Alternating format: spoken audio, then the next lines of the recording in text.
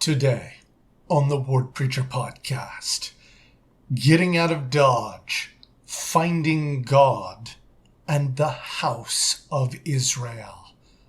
I'm Brett Jensen, and this is the Word Preacher Podcast.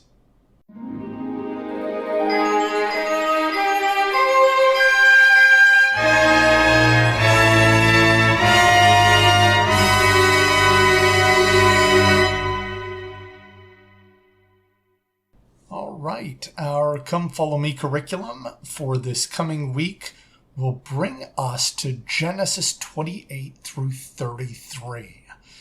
We kind of ended our discussion about the previous lesson, talking about how Esau was not very happy with the blessing that his brother had received. And we're going to start our reading actually at the tail end of last week's reading material, Genesis 27. These are verses 42 through 46.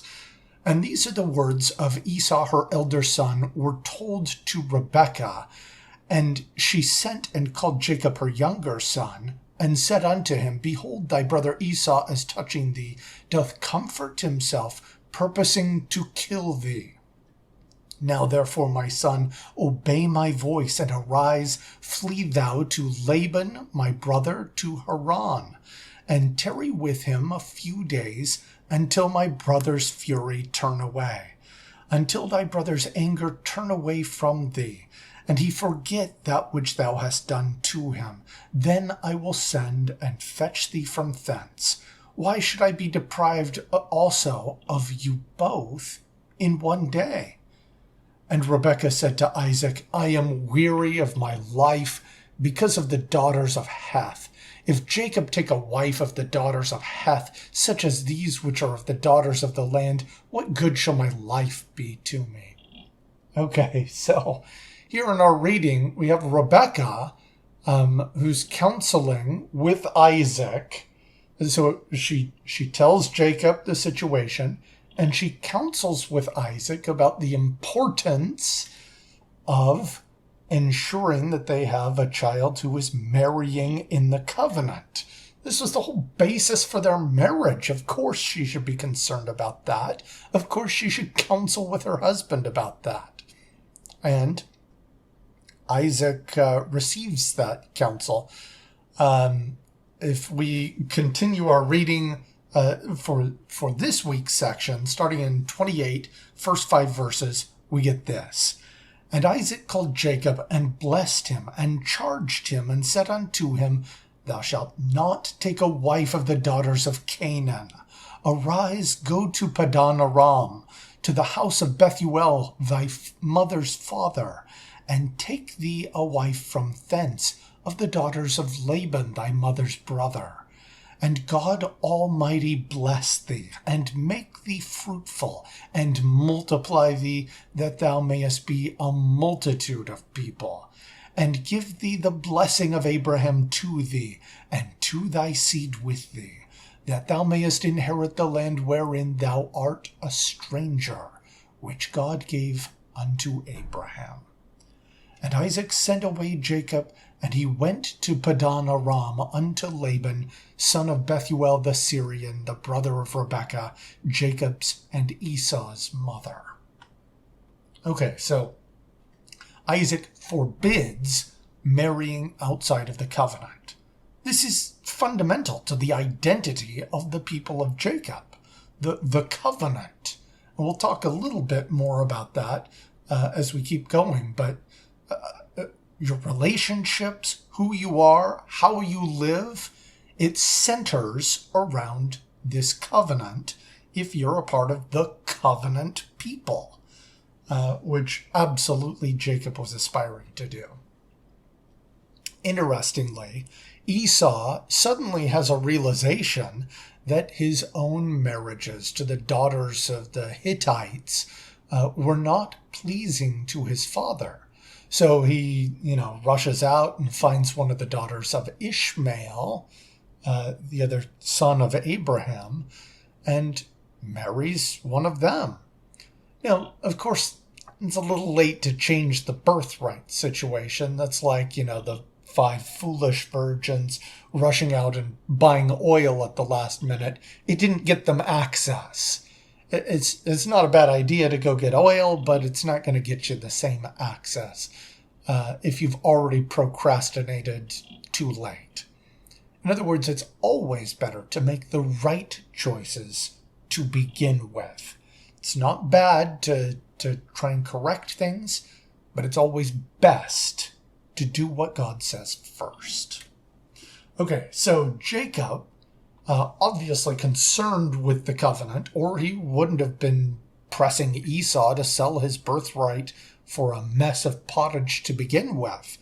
But Jacob had not left his home, and this was really his first time needing to stand on his own 2 feet, to find his own limits. So on this first night away from home, he finds this place to sleep. He has stones that he uses as pillows, and he has a dream. And this is what the scriptures tell us. Genesis 28:12-15. And he dreamed, and behold, a ladder set up on the earth, and the top of it reached to heaven. And behold, the angels of God ascending and descending on it. And behold, the Lord stood above it, and said, I am the Lord God of Abraham thy father, and the God of Isaac, the land whereon thou liest. To thee will I give it, and to thy seed. And thy seed shall be as the dust of the earth, and thou shalt spread abroad to the west, and to the east, and to the north, and to the south, and in thee and in thy seed shall all the families of the earth be blessed. And behold, I am with thee, and will keep thee in all places whither thou goest, and will bring thee again into this land. For I will not leave thee until I have done that which I have spoken to thee of. Okay, so that's his dream. His reaction to the dream, I think, is interesting. When he wakes up, he declares that the Lord was in this place, and he knew it not. And he is afraid. He declares how dreadful the place is. That's not exactly the modern Protestant interpretation of a spiritual experience.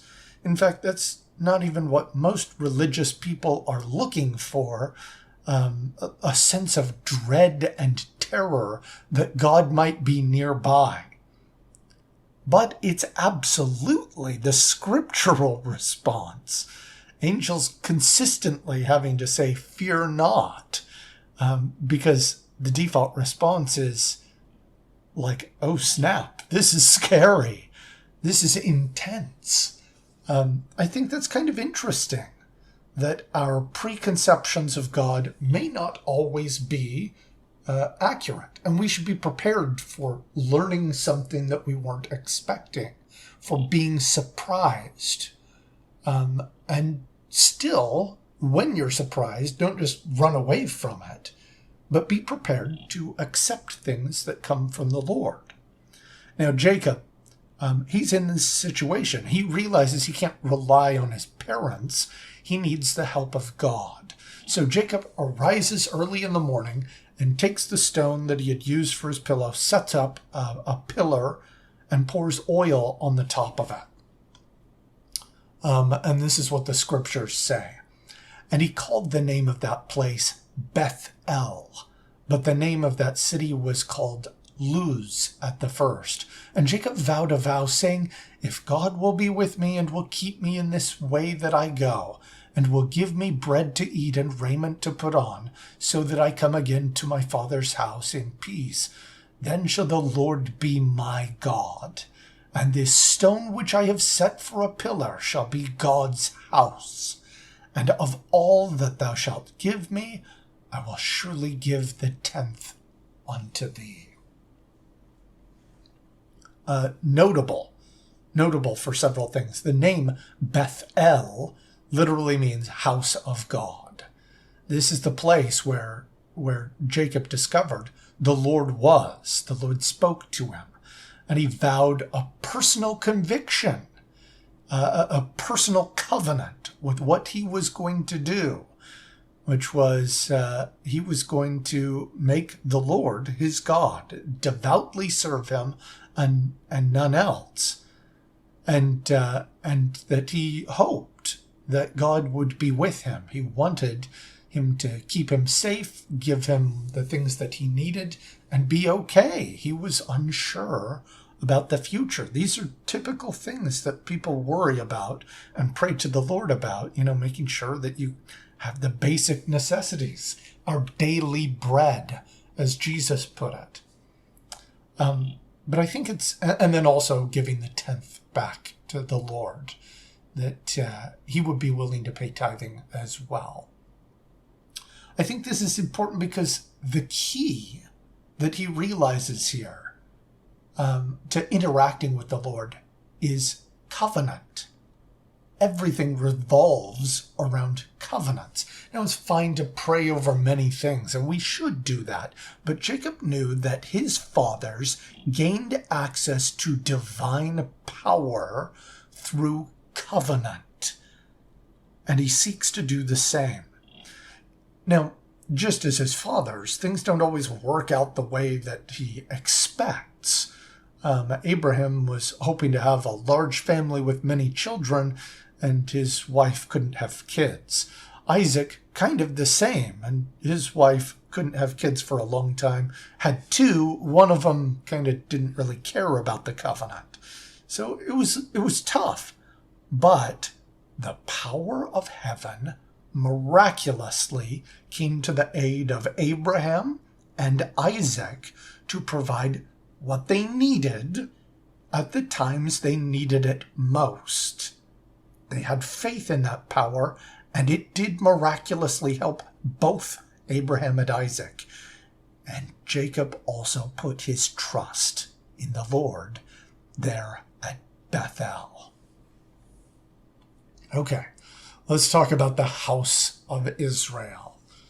Jacob goes to the land of Haran, Padan Aram, and he finds one of the daughters of Laban, Rachel, helps her with the sheep, and he loves her. He makes arrangements to marry her for serving Laban, Rachel's father, for 7 years. The scriptures say that because of Jacob's great love for Rachel, it seemed like days. He was so eager to be with Rachel that it was not a big deal. Kind of an element of romance in the Old Testament. But at the end of these 7 years, Laban prepares a great wedding feast. And instead of giving Rachel to Jacob, he substitutes his oldest daughter, Leah. Jacob is obviously not happy. He loved Rachel, and that was the agreement. And Laban changed the agreement. This is going to be a theme with Laban. I've made a new deal. Pray I do not alter it further type mentality. And so he, by doing this, he says, okay, you can marry Rachel as well, but it'll be 7 more years. So he tricks him into more work. And we see that a couple of things from this. Obviously, Jacob was a valuable enough asset that Laban wanted him to stick around. He knew that he was benefiting from having Jacob there. And also that Laban was very interested in what was best for him more than what was best for Jacob. So as time progresses, we see that Rachel has the same issue that Rebecca and Sarah before her had, which is not being able to have children. However, Leah, the oldest, his other wife, could. And to Leah, the first 4 sons of Jacob were born: Reuben, Simeon, Levi, and Judah. Now Rachel gets upset that she can't have children, and she has a fight with Jacob over this. This is kind of a big deal. Jacob is like, listen, you can't blame me. This is not my fight. Finally, they kind of agreed Jacob will have children with Bilhah, who was Rachel's maid. And Bilhah has 2 sons, Dan and Naphtali. Now, Leah realizes that she's not having any more children at the moment, so she has Jacob go to her maid Zilpah, and Gad and Asher are born to Zilpah. And then Leah again bears 2 more sons and a daughter, Issachar and Zebulun, and a daughter Dinah. Now at the end, at last, Rachel is able to have a son and bears Joseph. Later, Rachel would pass away bearing her youngest son, Benjamin. But we'll talk more about that in later reading. After Joseph is born, Jacob speaks to Laban, explaining how his work has been beneficial to Laban, but that it's time for him to depart. So Jacob and Laban make arrangements for making sure that he can serve and earn enough livestock that he can take care of his family. Laban is not really interested in helping Jacob. Laban is interested in helping himself. And so he gets really frustrated when whatever deal he makes with Jacob, even though it seems like it will favor Laban, it turns around and starts favoring Jacob. And he keeps changing the terms of the deal. And it doesn't matter how often he does it. It seems like Jacob is getting away more prosperous than Laban. And so Laban stops being happy with Jacob. He changes his mind multiple times, but it doesn't matter. The Lord is favoring Jacob. Eventually, the Lord tells Jacob directly that it's time for him to depart, to go back to the land of Canaan. And he identifies himself as the God of Bethel, the person that Jacob had a personal experience seeing in a dream when he first left home. He knew that this was the Lord. So Jacob decides Laban is no longer going to be happy. He's going to cause problems no matter what. So he kind of sneaks away, takes his stuff that he agreed to, and he gets out of Dodge. He sneaks away. Now, Laban finds out about this, and he is not happy. So he goes to chase after Jacob.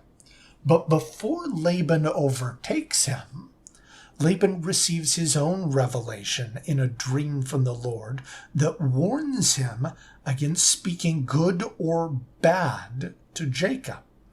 This is a commandment not to use flattery or threatening, as he might have wished to do to get what he wanted, but to deal honestly with him. So he goes, and there's a little story about how Rachel stole some images that we're not going to go deeply into.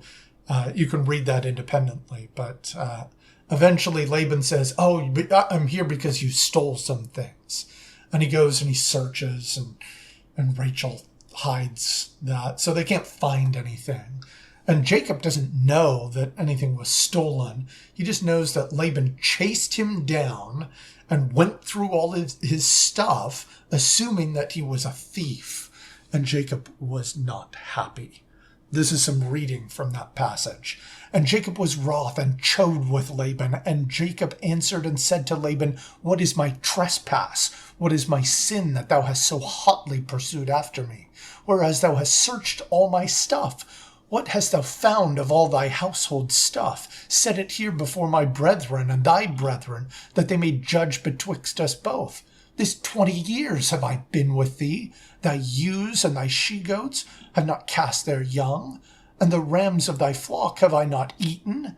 That which was torn of beasts I brought not unto thee. I bear the loss of it, and of my hand thou didst require it, whether stolen by day or stolen by night. Thus I was in the day that drought consumed me, and the frost by night, and my sleep departed from mine eyes.